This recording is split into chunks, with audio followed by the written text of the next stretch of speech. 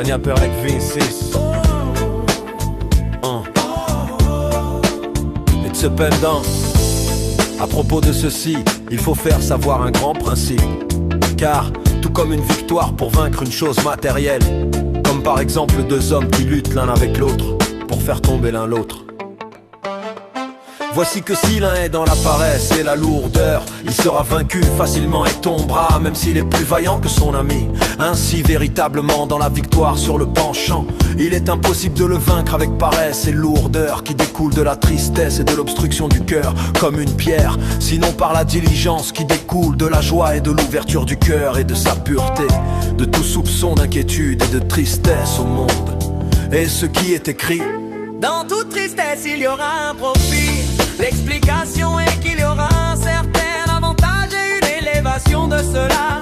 Voici qu'au contraire de cette formulation, il s'entend que la tristesse de son propre côté n'a aucune qualité, sinon que parviendra et viendra d'elle un certain avantage. Et c'est cela la joie véritable en l'éternel son Dieu, venant après la tristesse véritable, à des moments fixés sur ses fautes, dans l'amertume de son âme et un cœur brisé. Car par cela est brisé l'esprit d'impureté et l'autre côté, et la cloison de fer qui sépare entre lui et son père, qui est aux cieux, comme il est écrit dans le Zohar sur le verset: un esprit brisé, un cœur brisé, etc. Un esprit brisé, un cœur brisé, etc. Et alors s'accomplira en lui le début du verset: fais-moi entendre l'allégresse et la joie, et etc.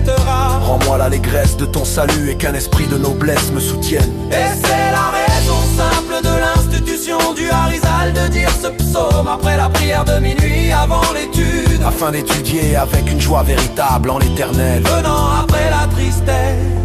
Car il y a pour cette joie un avantage, comme l'avantage de la lumière venant de l'obscurité précisément.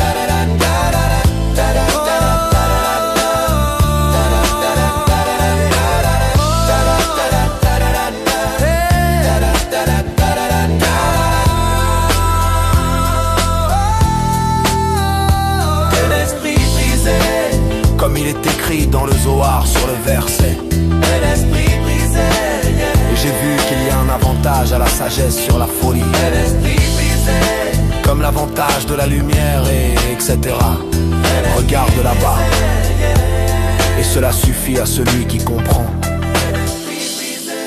Et c'est un verset explicite que l'Écriture a dit: parce que tu n'as pas servi l'Éternel ton Dieu avec joie, etc.